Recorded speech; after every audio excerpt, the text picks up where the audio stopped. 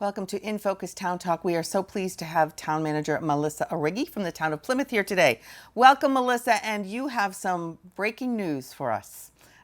We hear that you are going to be leaving your position a little bit earlier. So can you talk about that? Yeah, just a little bit earlier. I had approached the board in June and said, maybe it's time for a change. We had Selectman Joyce sort of board abruptly. We have a charter commission that's doing a lot of work right now. It's been a very, tense year. There's been a lot of things that have gone on. And I love Plymouth, but I maybe it might be a nice opportunity if I give the board a whole year notice so they have plenty of time to do what they need to do for a transition. I wonder if we could work that out. So I had approached the board in June, and I'm really happy to say that they were incredibly supportive. I issued a press release today. I know that there were a ton of rumors out there when people would keep saying executive session and, negotiations with the town manager. But honestly, I don't know how to stress this enough, Julie. It was all good. I mean, it's positive for me. I'd love to wrap up projects the next year. I'm delighted that it can be a little bit like Gary Maestas, that I can give a whole year's notice to help with that. I know I don't have that popularity rating as I did, but this is a wonderful thing. It's a great town, and I know they'll find somebody that will be happy to fill my shoes and take over the reins. Wow, big shoes to fill. Now, you've been with the town since 2004, correct? You were assistant town manager, and then you've been town manager since 2012? Yeah, so I've been the permanent town manager since 2012, but I did a couple acting stints as once when Mark left and once when Mark Stankiewicz left. So I've been doing this, it's a tough, fun, exciting, demanding job. Yeah. And I will have been the permanent town manager for 10 years. And I think that's a great run. Right. Good for you. Good for you. Well, we wish you wonderful luck in your future, and you won't need the luck. You'll have a great time. And maybe some time off for a little while would be great. Let's talk about COVID in Plymouth. It's back a little bit. What are the new precautions? What are the new restrictions? So the variant is going up. You've heard our public health director and our board of health chairman. They've been really active in releasing information about what is happening with COVID positive cases right now. It was a real thing to do because I know how sick people were of the masks. And we had unanimous support from the select board to go back to at least wearing your mask when you come into the municipal buildings where you're doing town business. So the employees will be masked, the public will be masked. So one of the first things when I was walking in this morning, somebody said to me, well, how are you going to enforce it? I mean, we're not taking a policing aggressive approach. If somebody doesn't wear their mask, we'll ask them to put it on. If things get uncomfortable, I've told the staff they can reach out to me or the assistant town manager. We will come join them. But at the end of the day, as long as the employee feels safe, we're trying to keep the public, keep some distancing, then of course we will wait on the customer. But and I hope that it doesn't get to the point where we have to be even stricter than that. Right. And updates obviously will happen. They're probably daily. I'm sure the health department is daily in touch with the state and the CDC, and the town does a really good job of messaging what is new, what is next, what do we need to do. So you will keep us updated, no doubts. Thoughts about the Fall Town Meeting, which is scheduled to be on October 16th, which is a Saturday. What are going to be some of the big things? The Fall Town Meeting is going to be, it's going to be a great town meeting, I think. Now, at this point, we had been working with the moderator and PACTV and looking at a hybrid option. People could either be in person or they could be virtual. They would have to make the decision on which they wanted to be. It's a couple weeks prior to the town meeting. But I don't know if what's happening right now, COVID numbers will change that, and it may end up being all virtual. I think we need a little more time to make that decision. But you will have some articles that will get quite a bit of debate at this upcoming town meeting. We are going to have some, hopefully, collective bargaining agreements solved. The schools have made a lot of progress, and the town has made some progress with the firefighters, and we're meeting with the other unions. You're going to have projects this upcoming town meeting. that range from everything in the DPW, a couple of bridge projects, to potentially looking at the wall on Water Street and doing some work there, and construction at the fire station. Our commitment to continue to improve our aging facilities has been solid for the last 3 years, and you'll see that again at this town meeting.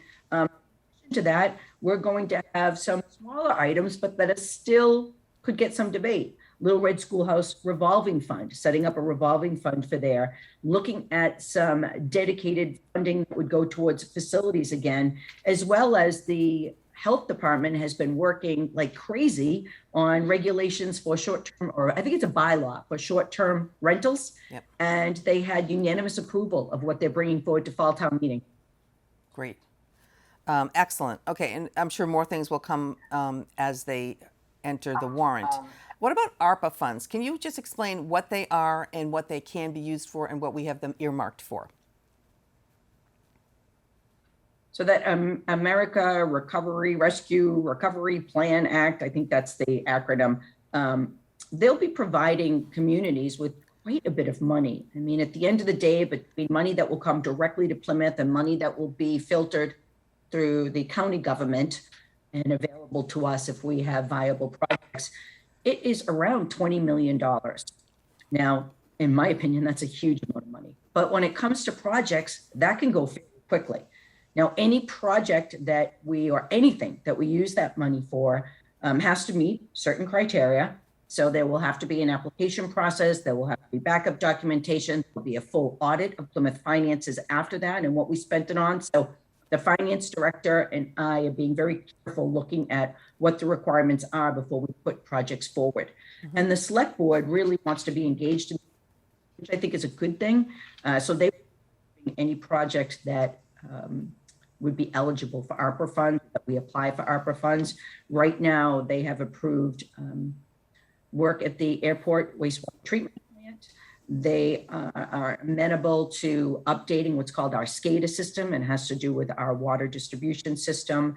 And there's one more project that they just approved that we're moving forward to. I'm drawing a blank right now on that. So those 3 projects will happen. And then, I'm sorry, it was the fire communication tower. Then in addition to that, department head is submitting sort of a hold list of things they will be looking at applying for ARPA funds for. A portion I mentioned earlier, the Water Street, and looking at redoing the piping underneath Water Street. So that will be one of the projects potentially we will apply for.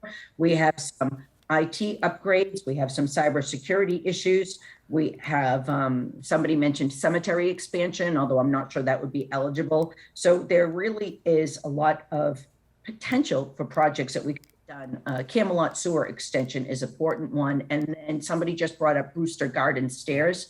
Those need to be redone. That to me could have a very strong economic development component for tourism. So we'll see. We'll see as we get closer to the background work we do and the costs of each of these projects, because just what I mentioned to you right there for the list is well over. Yeah. Would be available. Now, is it the select board that decides, or do they bring their recommendations to town meeting? No, the select board is able to decide on this. So as staff and as the town manager, I will make a recommendation to them. If they endorse it, we'll move forward with the process. Perfect. Great. Okay, that's wonderful. And lastly, the FY23, it sounds weird to say 2023 budget. What is that looking like, and what are your thoughts about it?